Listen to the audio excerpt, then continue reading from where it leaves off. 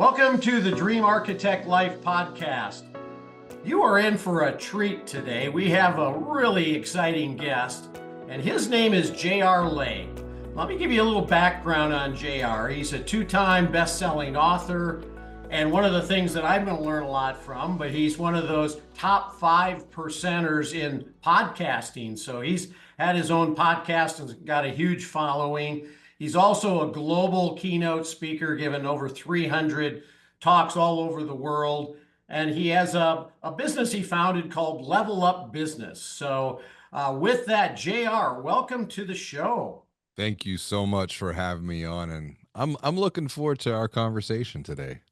Yeah, it's going to be fun. I will just let the audience know you were kind enough to have me on your podcast earlier. And so I can pretty much guarantee you're going to very much enjoy the conversation today. So why don't we start out by you just maybe giving us a little bit of your background and where you started and what got you here? Well, I've been an entrepreneur for 23 years, and I started when I was 19. I was a sophomore in college. I was playing in a punk rock band, waiting tables actually, and and I was having a lot of fun. Except there was this girl. There's always a girl, right? There's always a There's girl. always a girl. And she was honest, brutally honest. And we were studying the library one day, and she said, your punk rock band, it's not very good. Kind of sucks. And she was sweet though, because she would come to the shows and support me and whatnot. But she was just honest that day. And I liked this girl a lot. And so she came from an entrepreneurial family. Her father was an immigrant and basically lived the American dream. And so I was like, you know what? I want to press this girl. So I started this business, and this was February 11th of 2002. The internet was still in its infancy, and I was taking a web design class. I was like, okay, I'm gonna start a web design business. I had no idea what I was doing, except I just wanted to impress this girl. And her father was actually my first client. He was kind enough to give me a chance, and as fate would have it, we'd get married 4 years later, and have a couple of kids. The business started to grow, and that's where some challenges started to creep in. Early success, it got to my head. I started to make good money, but I wasn't very wise with it. Um, the ego, the pride, the arrogance, and you know what that ancient wisdom says: pride comes before a downfall. Let me tell you, the downfall came on October 4th, 2012, because that was the day that my wife said, it's the family or the business. You gotta get things in order. And we had just had our second child. And so fortunately enough, we worked through some of those issues. I hired an advisor. He came in, and I was about a decade into the business at that point, and that led me down a path of self-development, personal development that I'd not really been focused on before. About 4 years prior, I was diagnosed with an autoimmune condition. I was battling some addictions, and we got through it. We repivoted the business, something that built more around my unique ability, and had two more kids. So we got four kids now, except I was realizing about late 2024, I felt God was calling me to leave behind the business that I had built. Had success, but I just didn't have the energy. wasn't wasn't motivated. I wasn't feeling it, and it was this. It didn't happen overnight, and so now it's like we're gonna take the past 23 years and apply them to the next iteration. I'm 43, so I feel like I'm just getting. I still feel like I'm 23, just getting started all over again, but with 23 years of experience behind me. Yeah, well, fantastic. So you are just getting started, by the way, because I'm 66. So you got a lot of years just to catch up, and so you're way ahead of me. So that's exciting. One of the things, JR, I think, just everybody's story is unique, and I appreciate your sharing that because I think there's where the learning becomes really apparent. And you took some chances and you had success, and then maybe that, like you said, you maybe didn't focus on the right things, and then you had some difficulties. But part of this platform or the Dream Architect is getting people to realize that really anything is possible, and we're Yes. all going to have difficult times in our lives, and we're all going to have situations, and it's what you do when those moments occur that help you propel yourself forward. And so maybe two questions just to have you expand a little bit on that, because I think it's really helpful for people that maybe have hit some positive point and then they got stuck. And, Mm. you obviously have had that happen, but then, you've made a couple of different twists and turns and keep moving forward. So maybe start out by just, if I asked you what does dreaming big mean to you? Maybe give me some clarity on like how you would think about that. That's a great question.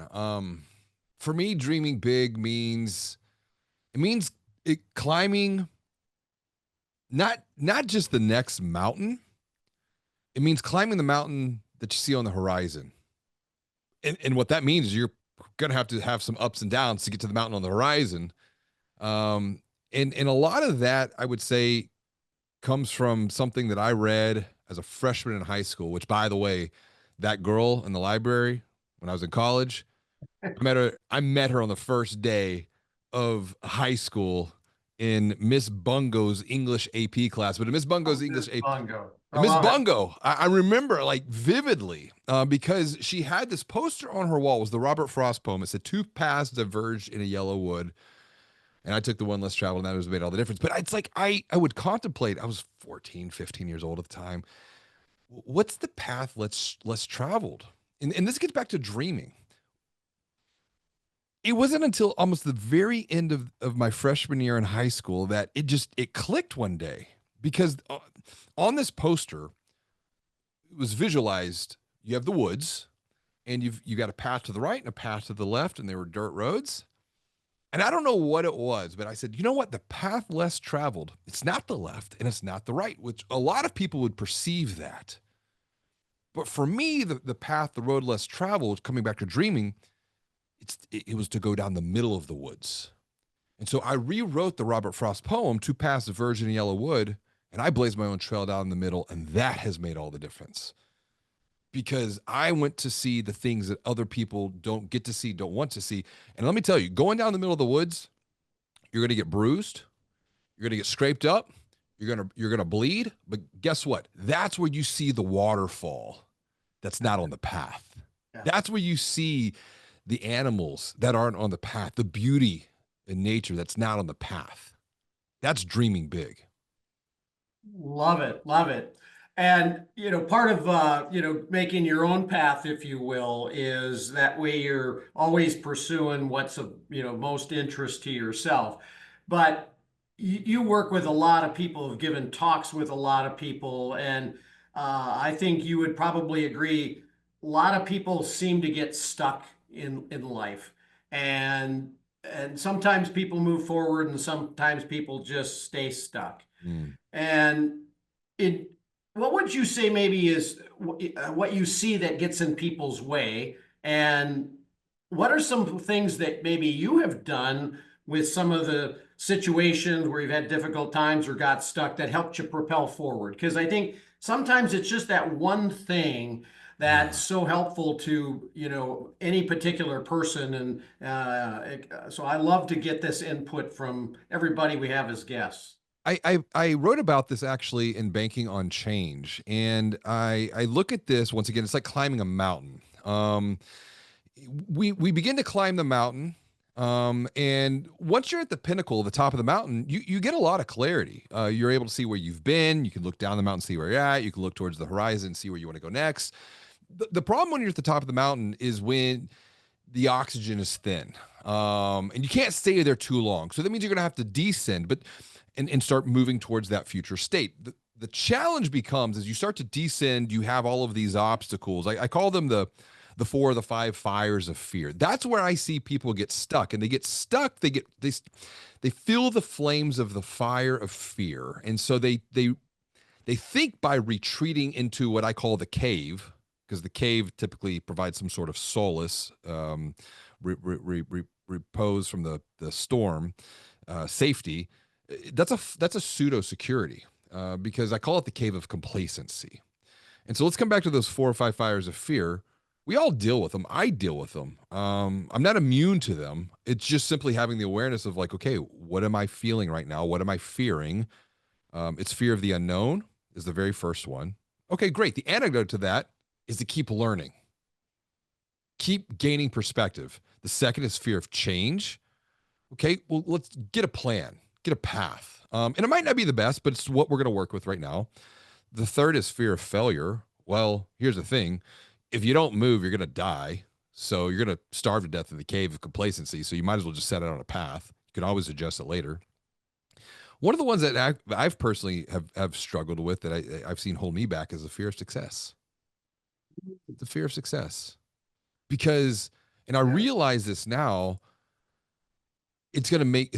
success is going to require me to change.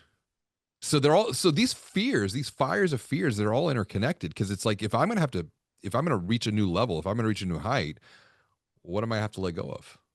What is going to have to die of me? What is going to have to get sacrificed? Am I going to hold on to that, or am I going to be willing to let that go? And I would say the fifth one that I'm starting to be aware of, not so much with myself, but with the work that I'm doing now with other entrepreneurs, it's the fear of judgment. I Particularly, would say that's a great fear. Yeah, I love that one. particularly when it comes to, for example, recording video content, doing what we're doing right here on a podcast, committing to write a book. What are they going to think of me? Do And I'm you like, think, just not to interrupt, but no. do you think people trying to compare themselves to others is in that judgment category? I do believe it's there, because what I'm finding holding entrepreneurs back from sharing their unique wisdom. And their unique wisdom is two parts. It's their unique perspective that comes from their lived, learned, and shared experience, which is then further multiplied by their unique methods. What holds them back from sharing that is perhaps it's comparison, but it's also the judgment of themselves. I'm not good enough. I'm not smart enough. I don't know enough. I don't have enough experience. And I'm like, wait a minute. You've been doing what you've been doing for 10, 20, 30 years. Like, you've got wisdom between your ears that the world needs to hear. But I get it and I understand. So are we going to let that own personal fear of judging ourselves? That's one, but then there's the comparison of others, because I think it's, well, I'm not smart enough as. The world doesn't need another book. Why? Who's going to listen to my podcast? Yeah, yeah, imposter syndrome or whatever. Yeah. And my thing is like, if one person listens to this and it makes a positive impact on their life to help them, there are 4 stages of transformation. See, think different of the first 2. The third one is to feel different. And then the fourth one is to act. And I think we miss the feeling piece too many times. But if this conversation can just help someone see, think, and feel different to make them take a different action, that's the beauty of all of this right here. Yeah, couldn't agree more. Um, have you found any, for lack of a better word, tricks of the trade that help people overcome those 5 fears? Because I think a lot of times people, innately know, I'm qualified and I can do this, but the fear seems to override it, and then they just don't take the action necessary. Well, it comes back to, I think each one of those fears has a very specific anecdote or way to extinguish it. The fear of the unknown. You got to keep learning, seeing things differently. So lifelong education. And we have more knowledge accessible at our fingertips today, which is a good thing, but it's also a bad thing. So we got to be mindful of what enters into our mind. The fear of change, it comes back to creating the space and time to think, to plan, to create that path forward. the fear of failure, a lot of that is, what's the next thing I'm going to do? Just the one thing. Don't worry about steps, 10, 11, 100. Just what's the next thing? And if I can succeed with the next thing, then the next thing will become my next opportunity, the next mountain to climb. The fear of success, I don't have an answer for that, because I'm dealing with that myself, to be quite honest with you. I don't know how to overcome that just yet, because it's something that's like, I've seen it show up with self-sabotaging.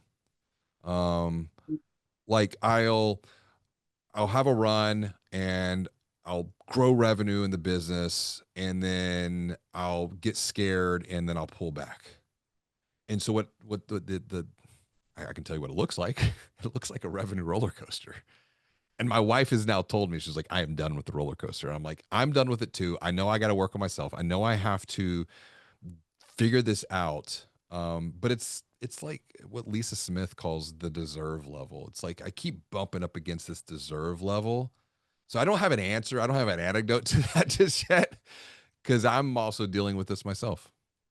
Yeah, I appreciate your mentioning Lisa Smith and the deserve level, because I think that maybe is part of it. We question whether we deserve the level of success or attention or whatever it might be, and yeah. So thank you for mentioning that, because I've heard her talk on that, and it's awesome. Hey, Brittany here. In case you hadn't heard, our latest book, Dream Architecture, is available for the taking. Think about it like this. What is your biggest, wildest dream of what retirement could look like? Not the dream that your friends have, or your parents maybe had, or your coworkers. Your best dream, the unreasonable one, the one that you might have trouble admitting even to yourself. So that is what the Dream Architecture book is about.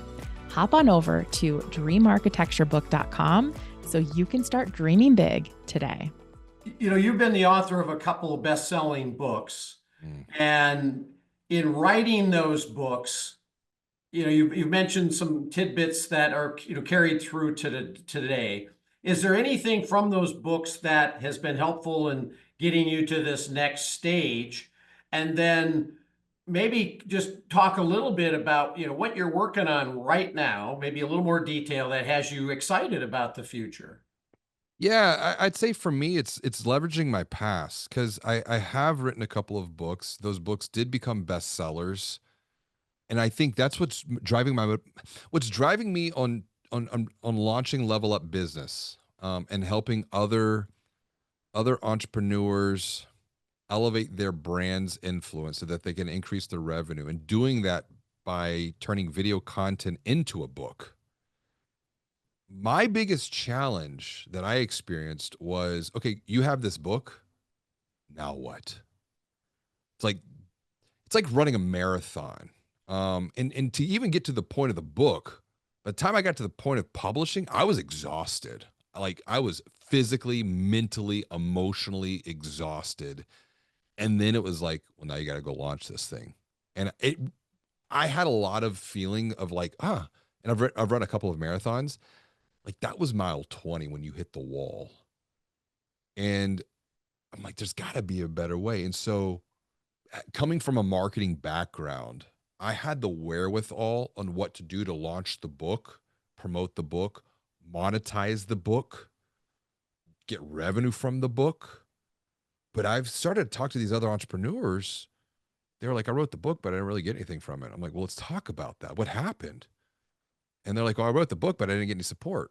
I'm like, And so I'd say my curiosity got the best of me there. The second thing, and this is 100% personal.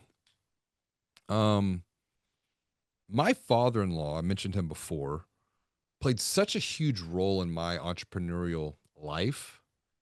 To see what that man did, and literally like manifested from nothing, and the power of his mind to come to the US, to not know the language at the age of 18. I mean, when I was 18, once again, I was playing in a punk rock band. He came here at the age of 18, not knowing the language, not having any connections, did a little bit of college, and then lived out of a pickup truck in a garage, eating flour and lard for 9 months because that's all he could afford while he started a fence business. I mean, this is in the 1964, 1965. And then to take that, grow that fence business, turn that into a wholesale business.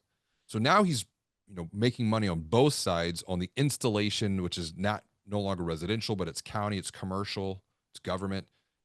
And then he's also wholesaling to other fence companies. He's got this arbitrage going on at this point. And then getting into the commercial real estate and be able to take a property and just like see just dirt and then develop that and then sell that to home builders or go commercial. I'm like, I tried to sit him down multiple times and have a conversation with him. How'd you do it? What'd you learn? What'd you overcome? And I'm telling you, Brian, that was one, and I've done 500 plus podcast episodes. That was one nut I could not crack. Mm. And I'm like, when he passed at the age of 86, after a wonderful life and a true legacy, I'm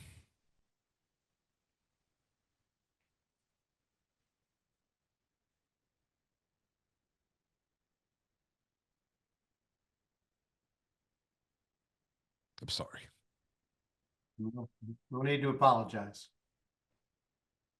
A lot died with him.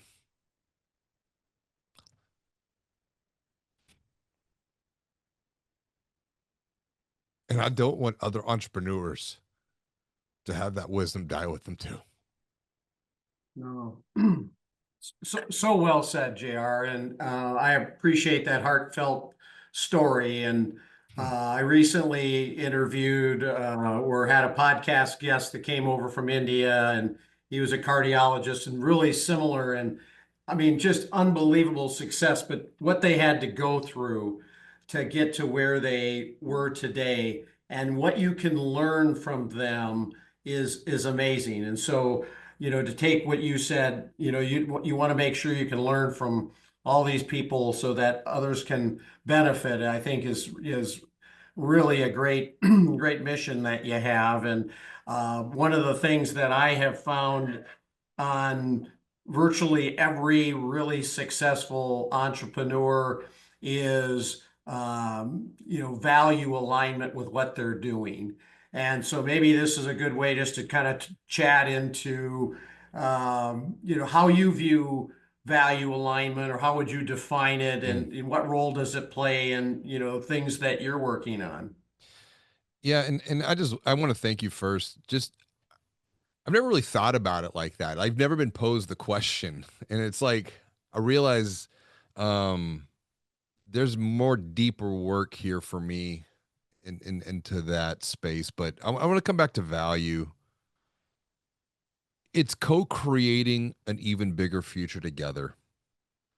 That I learned something, and I don't remember who I learned this from, but it really stuck with me and it really resonated about cooperation versus collaboration. What I recall is cooperation, it means you work well together. Collaboration requires cooperation, but collaboration is even deeper than that. You're co-creating together. And so when you have value alignment, you're co-creating a future that does not exist. Go back to my previous points about climbing the mountain. You're climbing the mountain together, or you're coming back to the rewriting the Robert Frost poem. You're blazing a new trail together, a trail that does not exist. And what does that require? It requires common goals, common purpose, common values. And when you're not aligned, I think first and foremost with yourself, it's hard to align with others. And so that internal alignment into your own goals, into your own purpose, into your own values, that has to come first before you can begin to align those goals, purpose, and values with others to then co-create that future together.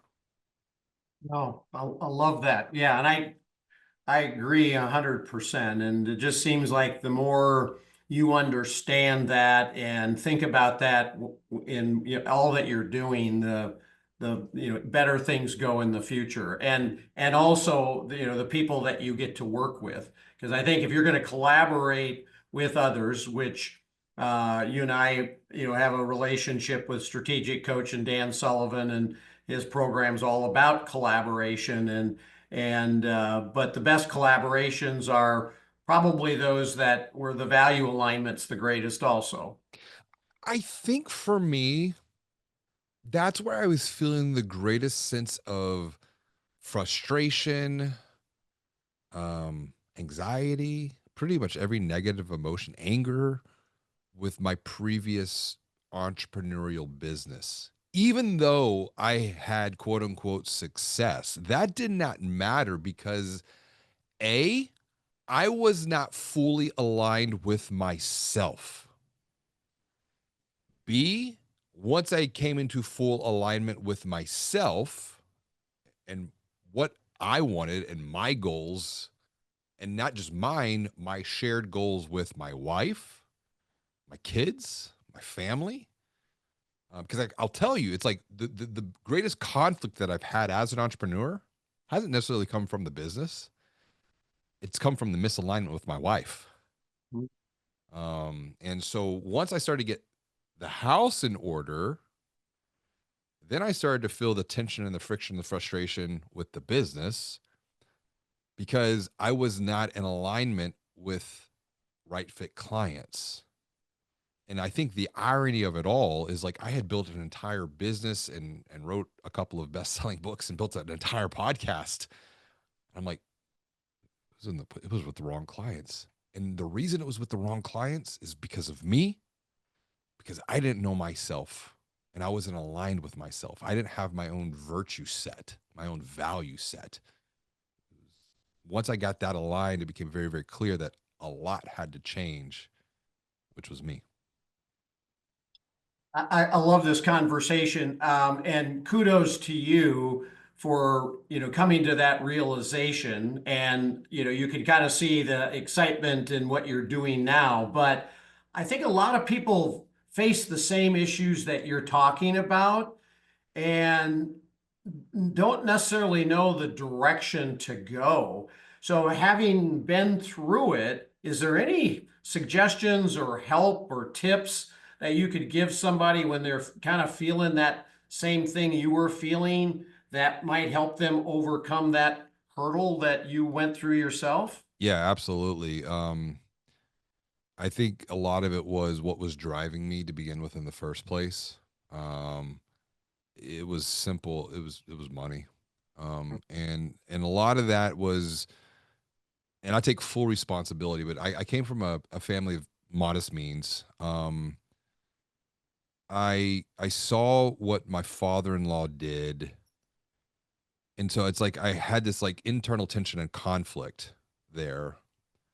Um, and and it wasn't the money that drove him. It was the family that drove him. And it was the values that he had.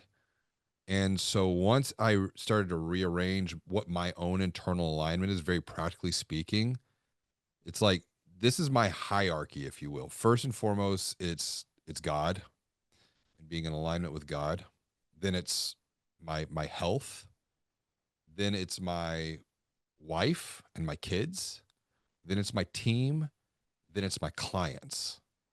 And it was completely backwards before. It was clients because that's where the money was coming from.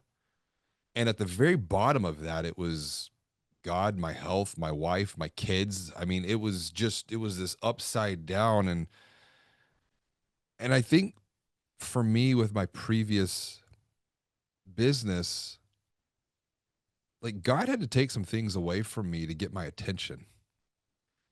Because you mentioned strategic coach before, what I'm doing with Level Up Business came very, very clear one day in a strategic coach workshop. I wrote it down, literally wrote the whole thing. It was June of 2021 or 2022. I have the paper, and then I didn't do anything with it. Fear, complacency, because I knew it was going to require me to change. And God was like, well, you're going to be hard-headed. I'm going to start getting your attention. I'm going to start taking some things away from you. And, well, like a little 2-year-old, you take a 2-year-old's toy away from him. What does he do? Well, he gets angry. He throws a temper tantrum. Well, that's kind of what I did. It wasn't until I realized that there's something bigger going on here and deeper. And it was hearing it from other entrepreneurs. It's why being involved in these entrepreneurial communities are so important, because it's almost like they were a mirror to me and saying the things that needed to be said that I didn't want to say to myself. And I think it was December 13 of 2024, I was like, okay, this is where we're going to go. And I'm going to take a leap. And it was a leap of faith to step out into this void. But it's like when Jesus called Peter out of the boat to walk on water. You step out of the boat. And I have an action board. And I think that's another thing. That's a very practical thing.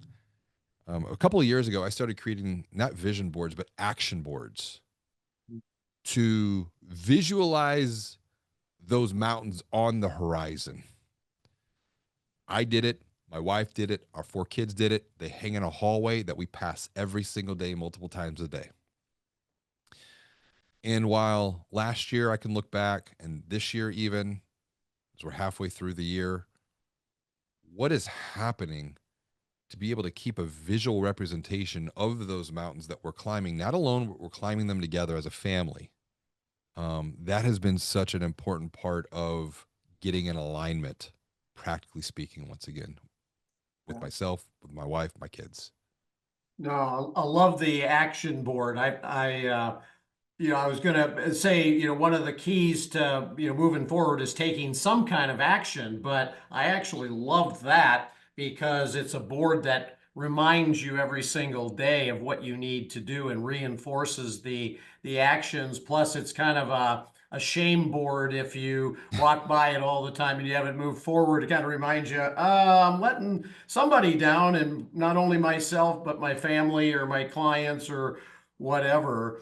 And I think your comments about belonging to entrepreneurial groups is so key, because it might feel like we're the only ones that have ever had this problem, but virtually everybody goes through it. And so talking about it and maybe getting somebody's perspective like we're doing today is really helpful to maybe help you take that action to move forward. So appreciate your sharing that.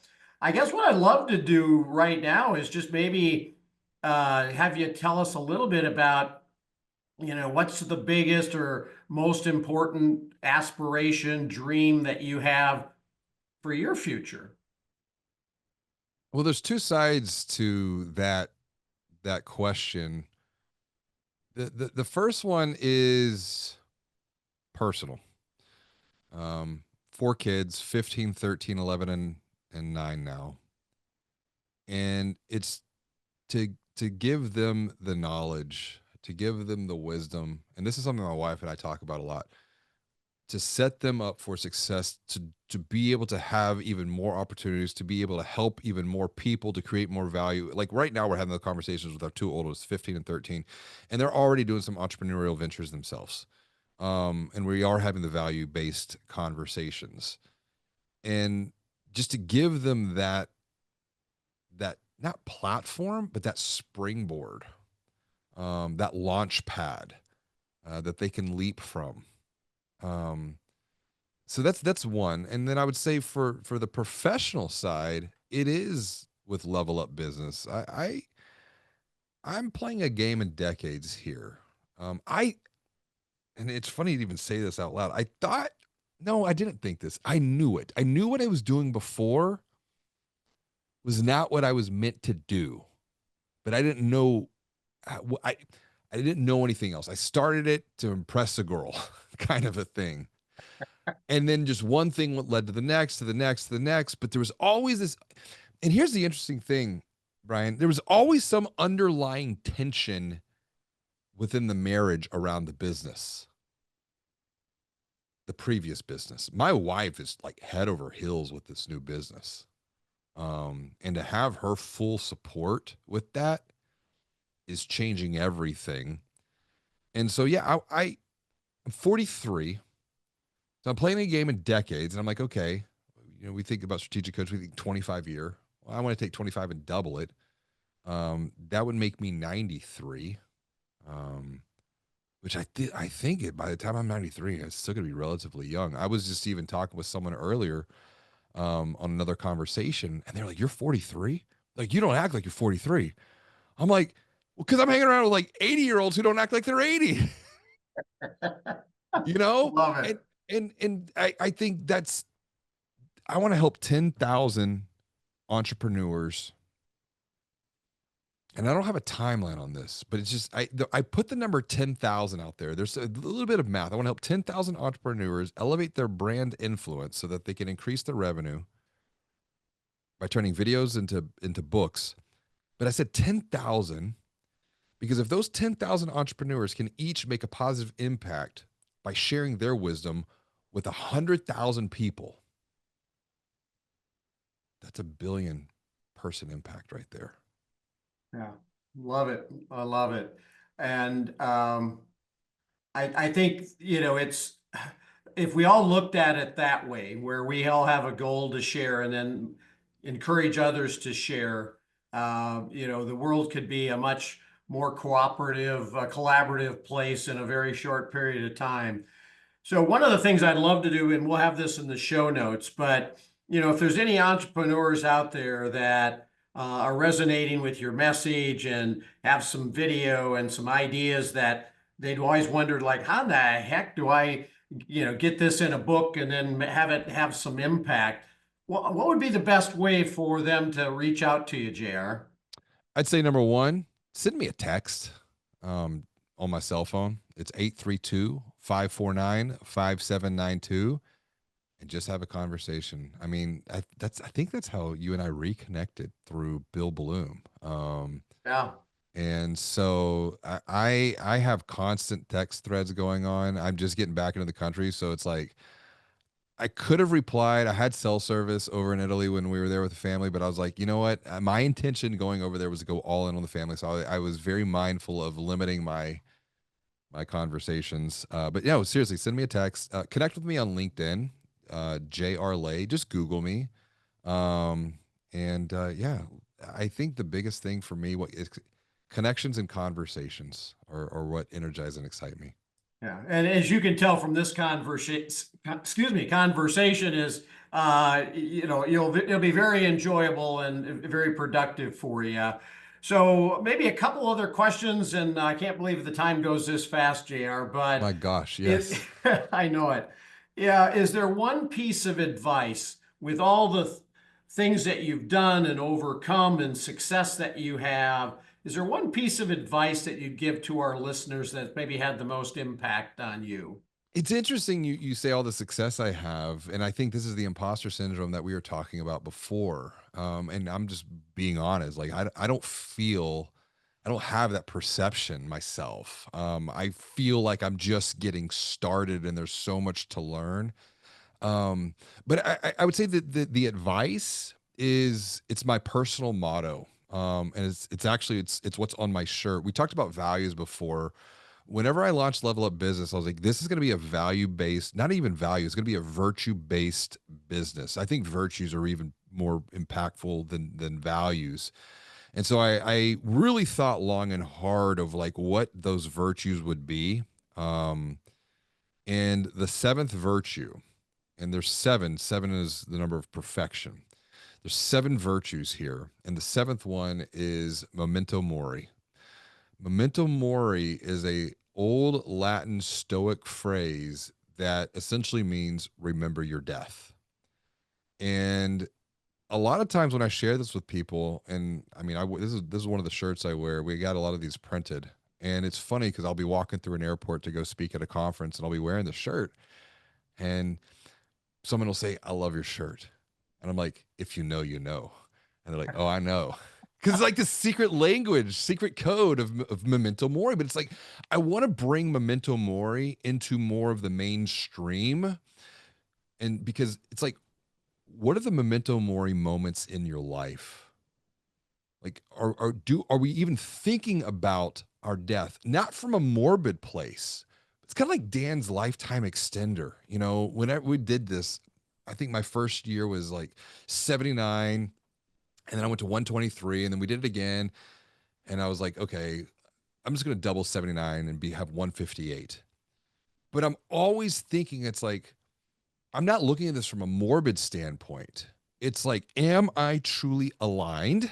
As we were talking, am I truly living in alignment to what the purpose of my life is intended to be?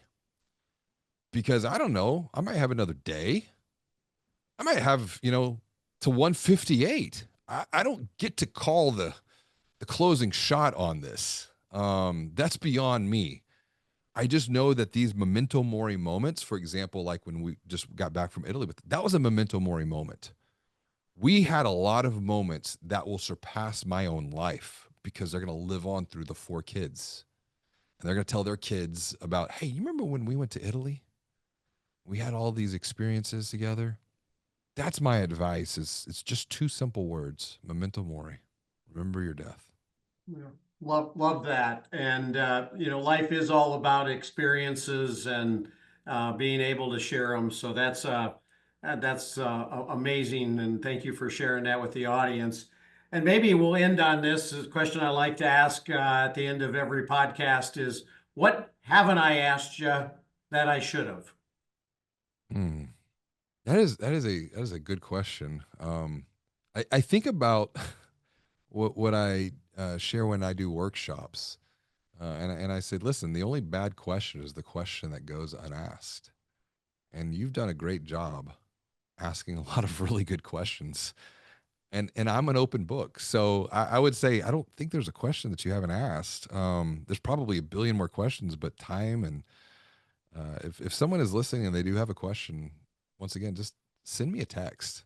I am an open book and happy to answer any questions that someone else might have as well. Well, take JR up on that. He's a wealth of great information and wisdom, and it has been an absolute treat to have you on, and some really great nuggets of wisdom today. So thank you very much, and appreciate your sharing, and especially some of the heartfelt personal stories. Brian, thank you. I appreciate you. All right. Well, we'll look forward to talking to everybody on the next episode of The Dream Architect Life. Thank you, everyone.